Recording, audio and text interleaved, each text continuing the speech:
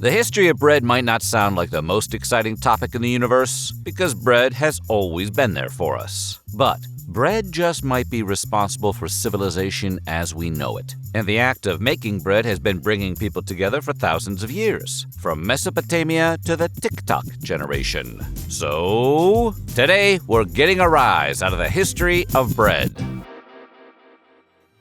But before we get started, be sure to subscribe to the Weird History Foods channel. After that, please leave a comment and let us know what other foods you would like to hear about. All right, time to stop loafing.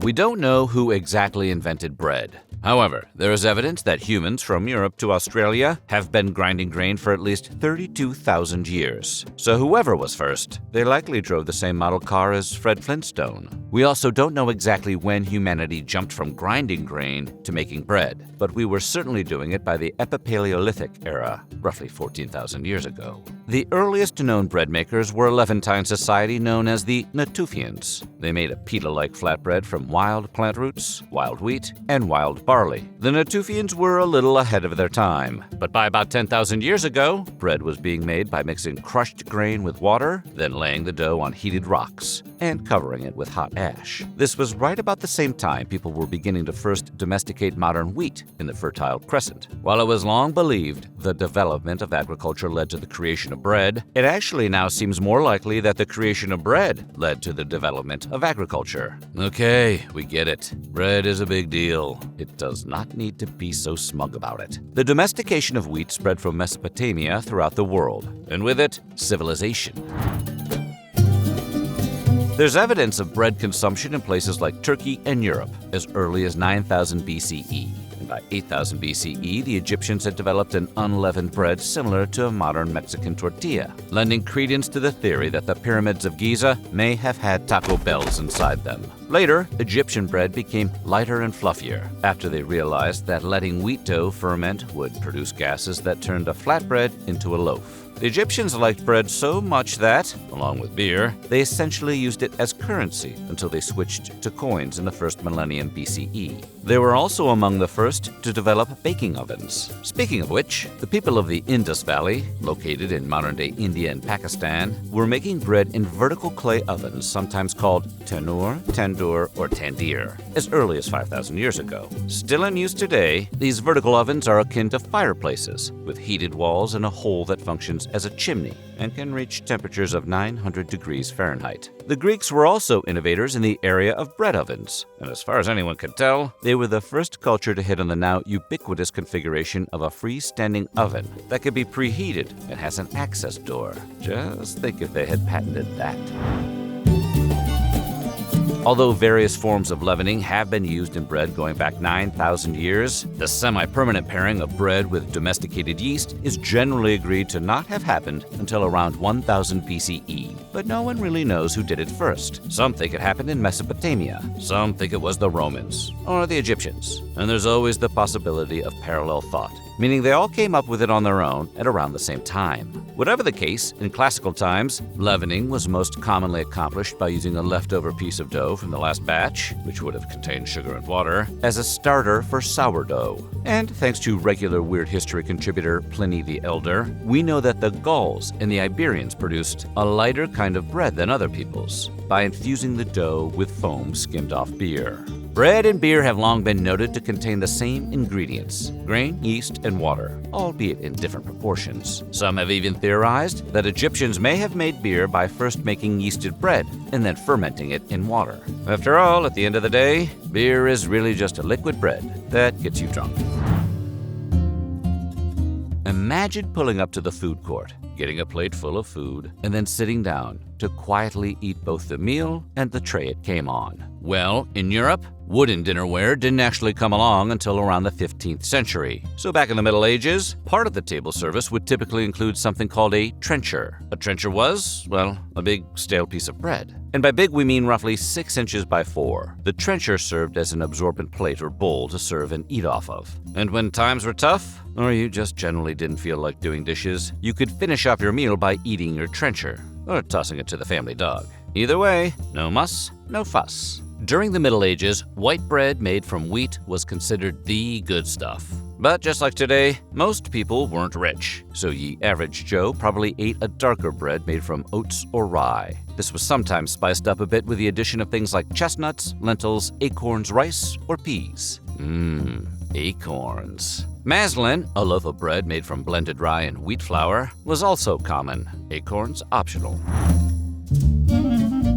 The Industrial Revolution is generally considered to have occurred between 1760 and 1840, but it would take until the early 20th century for it to really kick the bread business into high gear. In 1912, for example, an American inventor named Otto Frederick Rohvetter came up with a prototype for a machine that would slice bread. Speaking of which, ever hear someone call something the greatest thing since sliced bread, and wonder how that got to be the standard against which all human inventions are now judged? Turns out, in 1928, using the invention it took Rohvetter 16 years to finish, the Chillicothe Baking Company became the first manufacturer to ever sell sliced bread. And they did it using a slogan that framed the innovation as the greatest forward step in the baking industry since bread was wrapped. Subsequent advertisements by the competitors then tried to up the ante by describing their own products as the greatest thing since sliced bread. The phrase caught on and was popularized by comedian Red Skelton in 1952, when he defended the emerging medium of television as the greatest thing since sliced bread. Maybe, but you can't eat your TV.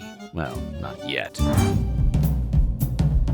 Sliced bread as a product really blew up in 1930, when a pre-sliced version of Wonder Bread was released by the Continental Baking Company, the same people who brought you Twinkies. Interestingly, pre-sliced Wonder Bread and Twinkies were both released in 1930. Coincidence? We think not. Twinkie the Kid is hiding something. Continental promoted the heck out of Wonder Bread, and people loved it, quickly making it, and sliced bread in general, a staple in supermarkets across America. Everything was going great, until sliced bread found itself up against its greatest foe, and everyone else's for that matter, Adolf Hitler. In 1942, at the outset of the U.S.'s involvement in World War II, rationing important products and materials, like gasoline, rubber, and sugar, became a priority back on the home front. Then in 1943, the selling of sliced bread was declared illegal by Claude R. Wickard, the Secretary of Agriculture and head of the War Foods Administration. How did banning sliced bread help the war effort? Wickard figured it would help conserve wax paper, which was used to wrap sliced bread to keep it fresh. He also had his eye on the metal that would be used to build new slicers, and arguably even the sugar in the bread itself.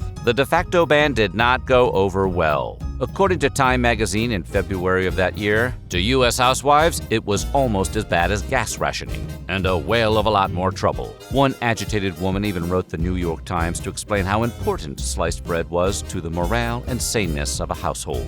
And anyone can understand their lament. Can you imagine having to cut this damn thing yourself? To placate the mobs, New York Mayor Fiorello LaGuardia declared that bakeries which already had slicers could go right on selling sliced bread. Of course, all the bakers who didn't have slicers were now being told it was illegal to buy them, effectively putting them out of business. The government quickly realized their ban was the worst thing since unsliced bread, and pulled the plug on it after just over a month.